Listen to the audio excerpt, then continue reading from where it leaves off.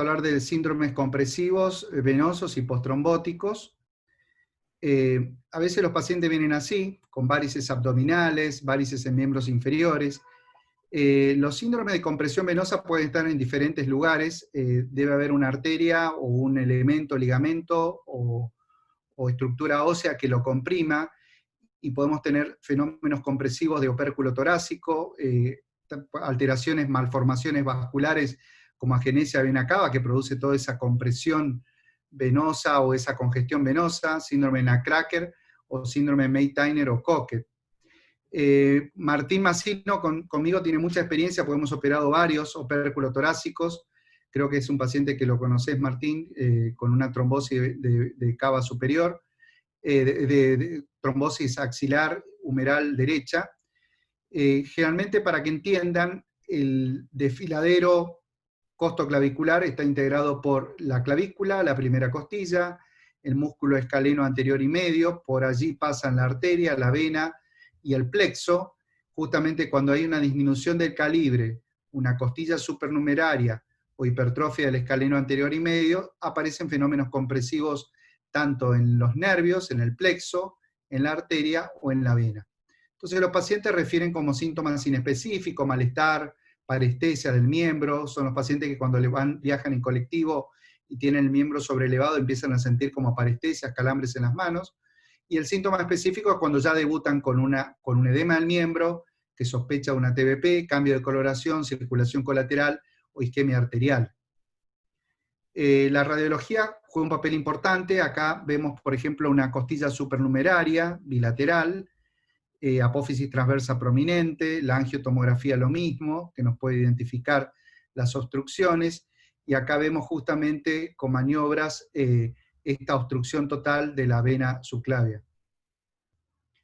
El tratamiento consiste en lo que se llama cirugía descompresiva. ¿Qué hacemos? Resecamos la primera costilla, resecamos el escaleno anterior y medio, liberamos de esa manera la arteria, el plexo y la vena, y esto queda el espacio totalmente ampliado, evitando justamente este fenómeno compresivo. Pero hay situaciones, por ejemplo, en este caso, que es secundaria a una compresión extrínseca por un cáncer de mama y recidiva, donde tenemos esta obstrucción total de la vena subclavia, y lo que hacemos en estos casos es la angioplastía y el stenting venoso.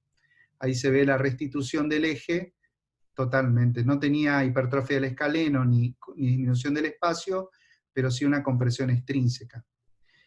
Otro síndrome interesante de ver es el síndrome de May-Tyner, o síndrome de Cocket, o síndrome de la compresión de la vena ilíaca.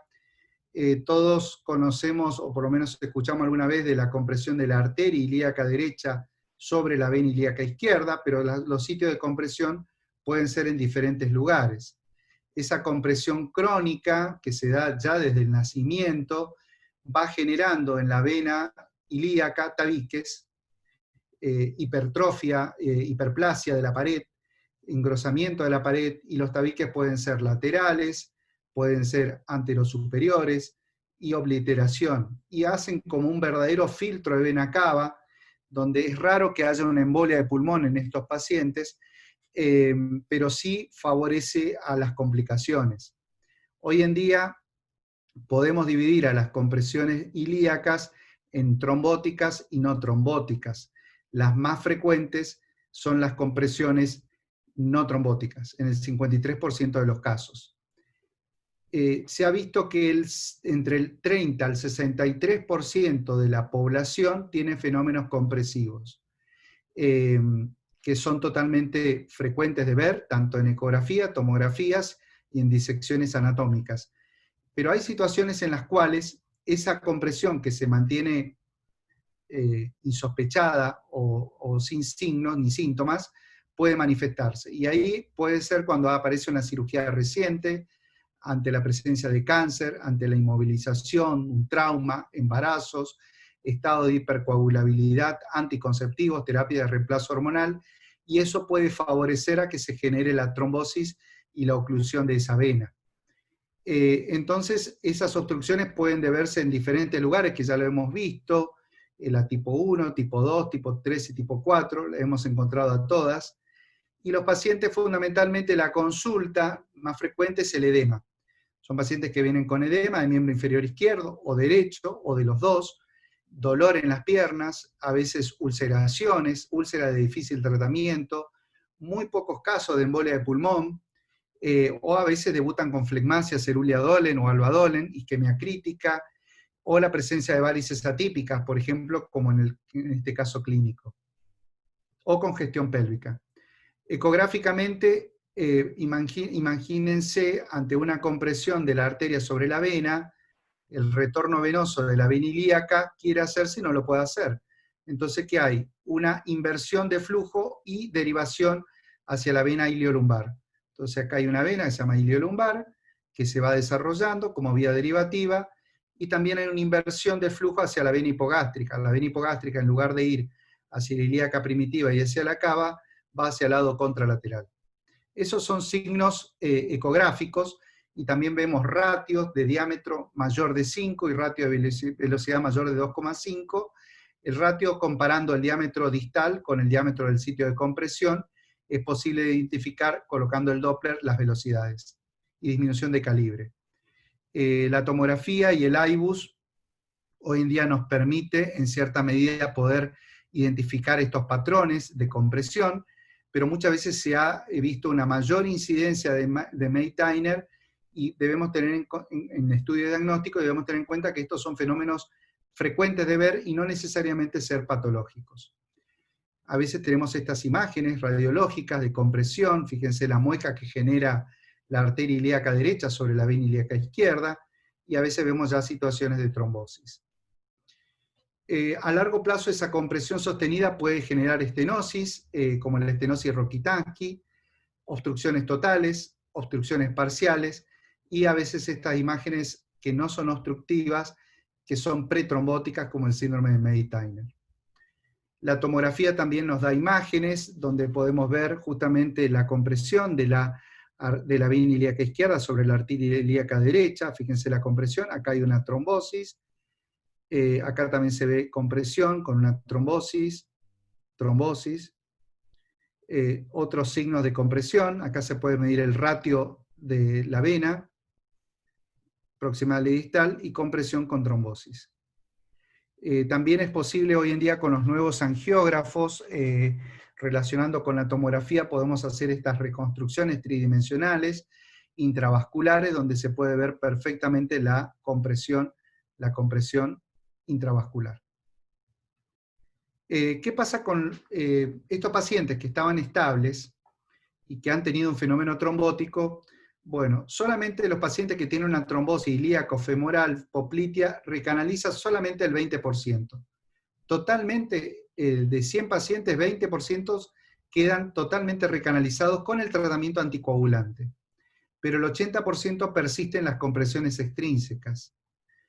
Y esas compresiones extrínsecas producen lo que se llama la trombosis, el síndrome postrombótico, donde el paciente tiene agrandamiento del miembro, circulación colateral, y eso hace de que muchas veces deban ser tratadas. Lo ideal es tratar en agudo, pero a veces ya recibimos pacientes con postrombóticos o con Meitner avanzado. Entonces, ¿cuáles son las situaciones en las cuales deberíamos tratar?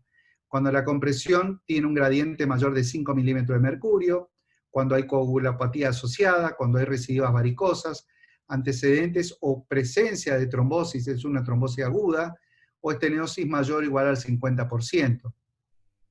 ¿El Meitner en sí contribuye a la trombosis? Sí. Se ha visto que el 24% de los pacientes asintomáticos tienen una obstrucción de la vena ilíaca común. Las 2/3 partes de las trombosis del miembro inferior izquierdo tenían una obstrucción, el 70% de obstrucción del eje ilíaco izquierdo. Por lo tanto, ante una trombosis femoral poplitea siempre tenemos que estudiar la vena ilíaca, hacer una ecografía ilíaca o una tomografía, porque debemos sospechar en trombosis ilíacas. Esta trombosis de nivel ilíaco femoral popliteo lleva a esto, a situaciones de postrombóticos, cambios tróficos, úlceras, que son muy difíciles de manejar. Por lo tanto, debemos evitar esta situación que es el síndrome postrombótico. Este es un caso de un paciente que hace 5 años tuvo una trombosis ilíaca femoral, y fíjense cómo tiene esta este desarrollo del miembro inferior izquierdo, del muslo, y la circulación colateral y la obstrucción de la vena ilíaca y parte de la femoral. Esta es la evolución natural de un paciente que ha tenido una trombosis ilíaca femoral poplitea y que recibió solamente anticoagulación. Entonces, bueno, son algunos pacientes que a los 2 años, a los 4 años, ya empieza a cambiar el color, 6 años úlcera, 9 años úlcera, cambios tróficos, y 12 años ya empieza a hipertrofiarse la masa muscular como mecanismo compensador por ese éstasis venoso. Eso es lo que tenemos que evitar. Cuando hablamos de trombosis aguda de miembro inferior de venas ilíacas femorales, debemos diferenciar de las trombosis aisladas, por ejemplo, femoral o poplitea, donde generalmente hasta gemelar, que puede pasar asintomáticas. Estas trombosis aisladas de un solo segmento tienen alto índice de recanalización. El problema es cuando las trombosis comprometen varios niveles, ya sea cabo, ilíaco, femoral, popliteo, infrapatelar, donde ahí ya los síntomas son más significativos, hay impotencia funcional, mayor riesgo de embolia, mayor riesgo de muertes súbitas y bajo índice de recanalización. Lo peor que nos puede pasar es recibir estos cuadros de flegmasia, que es una verdadera urgencia, flegmasia cerulea dolens, alba dolens, donde los pacientes justamente tienen esa derivación, y la flegmasia cerulea dolens es verdaderamente una urgencia, donde debemos eliminar esos coágulos porque el paciente tiene asociado una isquemia arterial y puede terminar con una amputación del miembro. Hasta el año 2000, la mayoría de los pacientes se trataban en forma convencional con bypasses. Después del año 2000 empezamos a utilizar justamente los procedimientos endovasculares. Y hasta el año 2000 yo justamente tuve la oportunidad en un servicio en el hospital de clínica de hacer estos bypasses con fístulas arteriovenosas, por ejemplo, una obstrucción de la vena ilíaca izquierda, un bypass femorofemoral cruzado con vena, con prótesis, y siempre confeccionando fístulas arteriovenosas para evitar la oclusión de dichos bypasses. Lo que se vio es una alta obstrucción de estos bypasses por el hipoflujo que presentan estos pacientes. Por lo tanto, lo que más se desarrolló fue el stenting venoso, todo lo que es la angioplastia de stent venosos. Acá hemos utilizado al principio stent dedicados a arterias, stents arteriales, el más utilizado a nivel mundial y que el mes pasado fue reconocido para vena también, es el wall stent. Este stent es muy noble, se utilizó muchísimo para venas renales, ilíacas, distales, y para venas es el que mayor experiencia se tiene en stent periféricos. La FDA lo habilitó para venas recién el mes pasado, oficialmente. Hoy en día disponemos de una cantidad de stent dedicados a venas. Tenemos el Silver Vena, el Sinus, el Venity, el Venovo, el Abre, una cantidad de stent actuales. Las técnicas de recanalización cava ilíaca son múltiples. Esta es una técnica de stent overlap, justamente donde se coloca un stent madre en el tronco, en la cava, y después 2 stent con técnica de kissing stent, kissing balón, se pueden fijar. Doble barrel, justamente 2 stent paralelos, la técnica de aposición, la técnica de piercing, está el doble barrel, la técnica del stent fenestrado, se coloca un stent, se fenestra con un balón y se coloca el otro, lográndose este resultado. La técnica de aposición no nos gusta mucho porque acá se coloca un stent ilíaco cabo y sí o sí tenemos que tener indemnidad del stent de la vena ilíaca derecha y colocar un stent por debajo. Acá hay alto riesgo justamente de retrombosis o de estenosis. Y a veces es muy difícil lograr conectar acá porque habría que romper una fenestra y colocar otro stent.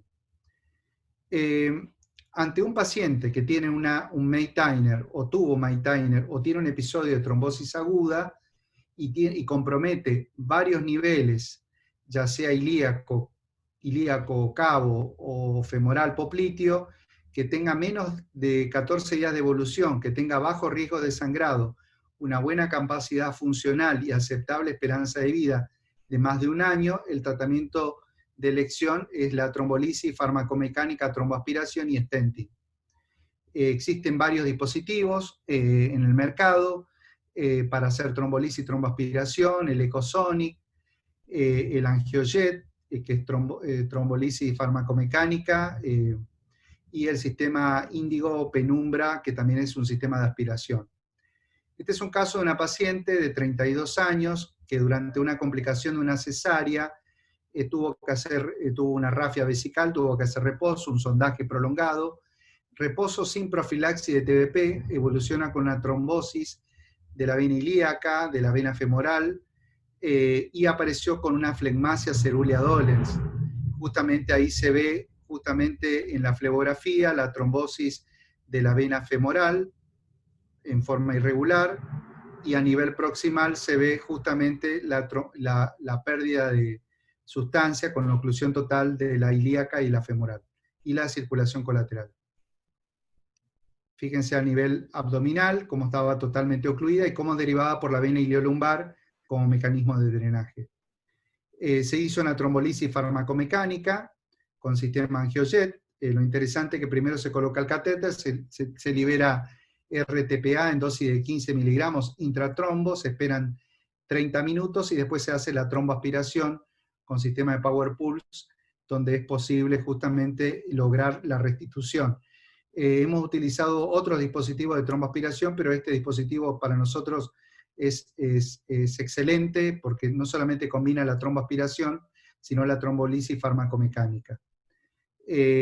Ahí vimos la restitución del eje, cómo se logró restituir totalmente el eje, que estaba totalmente ocluido, y el control ecográfico donde se ve el stent permeable. Y esto es un poco la reconstrucción, lo que estaba previo y lo que lo hemos después de la trombolisis, y cómo lo hemos reconstituido con los stents. Previo, al tercer día ya hemos visto el cambio, al séptimo día y normal a los 30 días, cómo redujo totalmente el diámetro del miembro y la función. Esta es una chica, esposa de un cirujano cardiovascular, que me vino así. Uno presume que es una hernia inguinal, pero no, era la repermeabilización de la vena ligamento redondo. Fíjense el palma, que conecta el lado izquierdo con el lado derecho, y justamente en la ecografía, en la tomografía, en la radiología se ve la oclusión total de la vena ilíaca izquierda, y fíjense acá en la repermeabilización de la vena ligamento redondo, el bypass, y la oclusión del eje ilíaco izquierdo. Aparte tenía una congestión pélvica, lo que hicimos es una embolización de la vena gonadal, tratamos la vena ligamento redondo, que era esa tumoración inguinal, y lo que hicimos es angioplastía de stent, y fíjense ahí se ve cómo se va rompiendo con la guía la obstrucción, y logramos entrar en cavidad. Esto que parece ser fácil, a veces puede durar 1 hora, 3 horas, 4 horas, para lograr llegar desde la femoral hasta la cava. Y fíjense cómo se logró con los stent y los balones restituir totalmente el eje.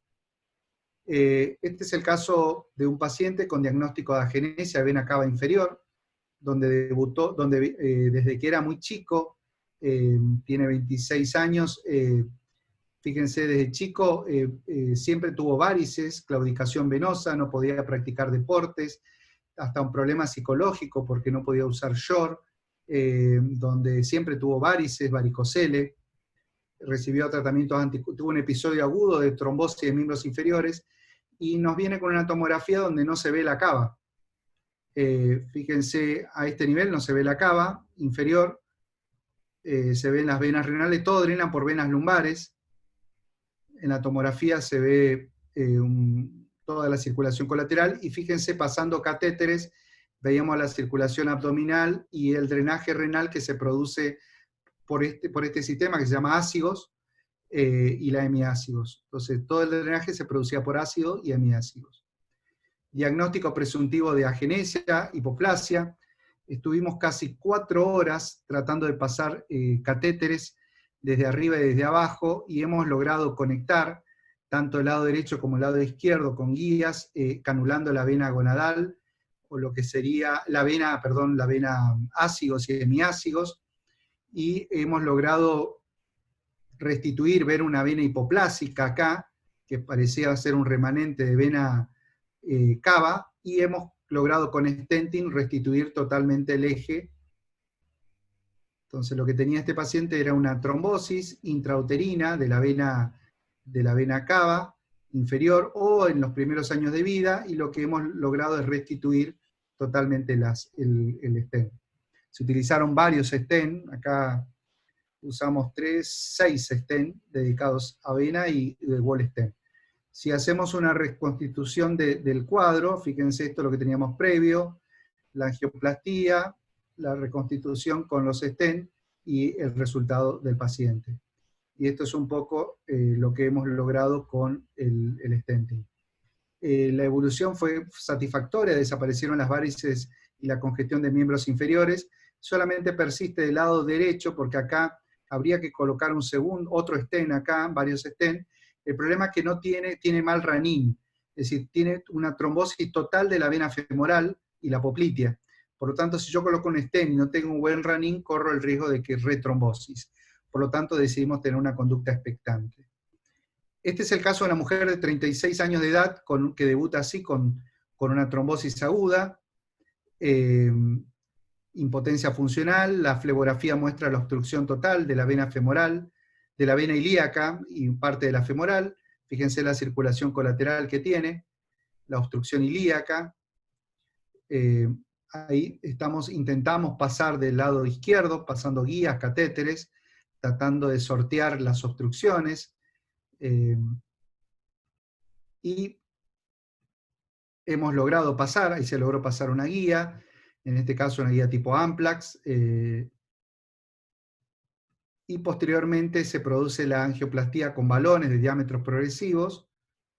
Hay que ser muy cauteloso, acá ir de menor a mayor, empezamos con balones de 6 milímetros, de 8, de 10, y ahí recién colocamos el stent. Y ahí se ve post-balón cómo se restituyó ya el eje. Colocamos varios stent dedicados a venas, y cuando hicimos el control del primer stent, vimos que todavía existía la colateralidad, se había restituido a nivel proximal, pero no a nivel distal. Entonces, la persistencia de colateralidad es indicador de colocar otro stent hacia abajo, porque evidentemente no estamos resolviendo la compresión. Fíjense las bridas que existen a ese nivel, que hay que romperlas con el balón de alta presión, y de esa manera logramos restituir el eje. Fíjense el estado previo y el estado previo y el estado de restitución, cómo desaparece el palma cuando colocamos ese segundo stent distal. Eso es lo que debemos lograr, desaparición de la colateralidad y de gradiente, y eso nos da la idea de que hemos resuelto el fenómeno obstructivo. Ahí vemos el resultado final, que es muy satisfactorio, donde se restituyó totalmente el eje. Y ahí vemos justamente 2 horas duró el procedimiento. El resultado final es satisfactorio. Este es un caso en época de COVID, el paciente nos llaman con un diagnóstico presuntivo de COVID, y una chica con retraso madurativo, que a los 3 años le hicieron una cirugía de cierre de ductus arteriovenoso, solamente tomaba anticonceptivos orales por el acné que tiene en todo el cuerpo, y fíjense el cambio de diámetro de la extremidad. Esto lo tratamos hace 30 días aproximadamente. Había ingresado por diagnóstico presuntivo porque tenía dolor de garganta y tenía trombosis, fue testeada, y cuando estábamos esperando el resultado del COVID, subimos a hemodinamia, le hicimos una tomografía donde se ve la trombosis,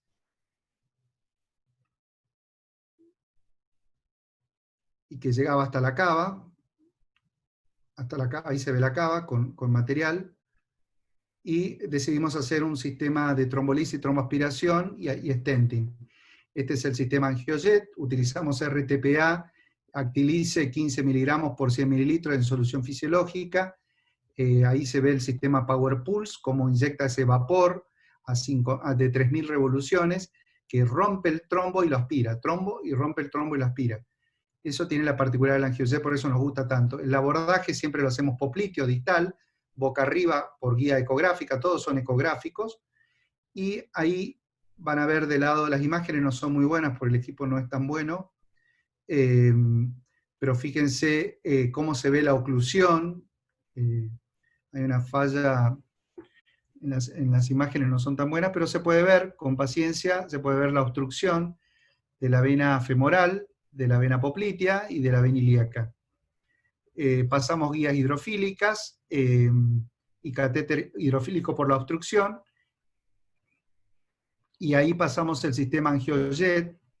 Con el catéter celante se va progresando el catéter inyectando el RTPA. Se esperan 30 minutos de la inyección del trombolítico, y fíjense post-trombolisis farmacomecánica el resultado, que ya veíamos la restitución. Fíjense cómo ya se restituye el eje solamente con el uso de trombolítico con este sistema. Y se vuelve a hacer la tromboaspiración con el dispositivo. Ahí se hace la tromboaspiración, se va rotando el catéter, tiene solamente 2 agujeros, distal y proximal, y se va rotando hacia la derecha, hacia la izquierda, logrando la tromboaspiración. Y ahí vemos el resultado post trombolisis y tromboaspiración, donde, perdón, vamos a repasar, donde se ve todavía la presencia de obstrucciones y la falta de restitución total del eje. Vimos un defecto en la vena cava inferior distal. Entonces, justamente, este defecto decidimos hacer la técnica de kissing stent, doble barrel, donde se colocan 2 stent, 2 balones, se van rompiendo los tabiques, y sí, tenía una compresión, un tipo 3 del lado derecho, porque se vio perfectamente la brida que tenía y la liberación.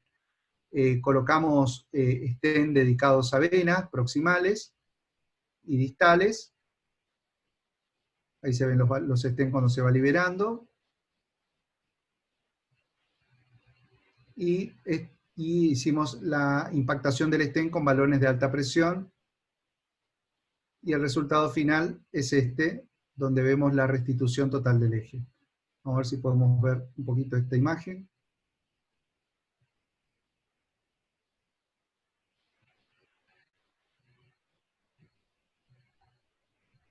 Van a ver, siempre hacemos el disparo desde la poplitea lo más distal posible, y ahí se ve cómo se restituyó totalmente el eje popliteo, femoral, con algunas irregularidades que no hay que preocuparse, porque eso después con la anticoagulación se resuelve. No se pone stent en femorales por debajo, sí hasta la vena femoral superficial proximal, y ahí se ve la restitución total del eje. Vemos la restitución del eje ilíaco, cavo y femoral. El antes y el después de cómo se logró el resultado. El paciente fue externado, se tratan con rivaroxaban y clopidogrel, y se descartó y se debe descartar trombofilia. El control, fíjense, a los 10 días post procedimiento, el previo y el posterior, como ya redujo el diámetro de la extremidad. Los resultados de lo que es la angioplastía stenting a largo plazo son muy buenos, una permeabilidad primaria del 92, secundaria del 96, y tenemos un 64% de permeabilidad para la cirugía abierta.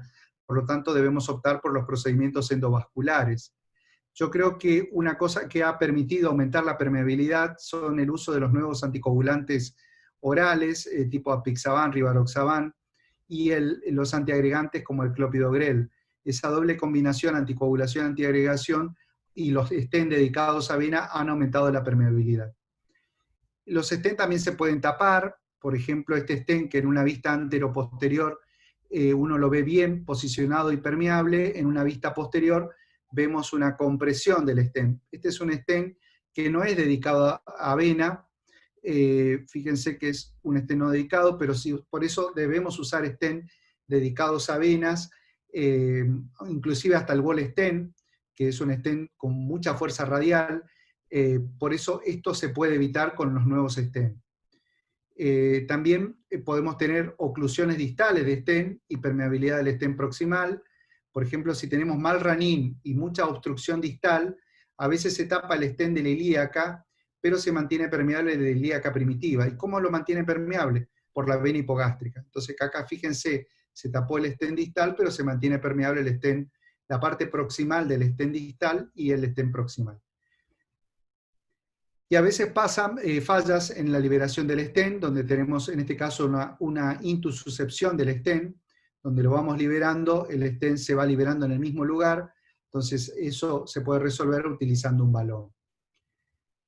Los protocolos, los pacientes generalmente se van de alta de las 18 a las 24 horas del procedimiento, en sala de internación, todos van con analgésicos derivados de opioides, Rivaroxaban 15 miligramos cada 12 horas durante una semana, y luego 20 miligramos por día, clopidogrel también, Rivaroxaban y clopi, 75, no hacemos carga de clopi.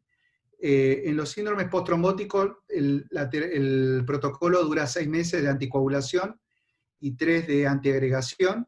En las lesiones no trombóticas solamente son 3 meses de anticoagulación y 1 mes de antiagregación. Y repetimos la ecografía y la venotomografía a los 3 meses. Como conclusión, podemos decir que debemos descartar ante una trombosis femoral o de miembro superior, axilar, humeral, siempre pensar a nivel proximal. Debemos buscar la subclavia, debemos buscar las ilíacas, para eso nos valemos de la ecografía, de la tomografía, de la resonancia, y es muy importante los protocolos en tiempos venosos, la importancia del tratamiento temprano de las trombosis, la regla de oro, los primeros 14 días es lo ideal de resolverlo, la trombolisis, tromboaspiración y la trombolisis farmacomecánica ha demostrado excelentes resultados. El stenting venoso con los stents dedicados a vena ha aumentado la permeabilidad y resolver esta patología compresiva. Y la importancia de un manejo multidisciplinario. Debemos asociarnos con los diagnósticos de imágenes, con los especialistas de ecografía, de tomografías, con los hematólogos. Es muy importante el trabajo en equipo.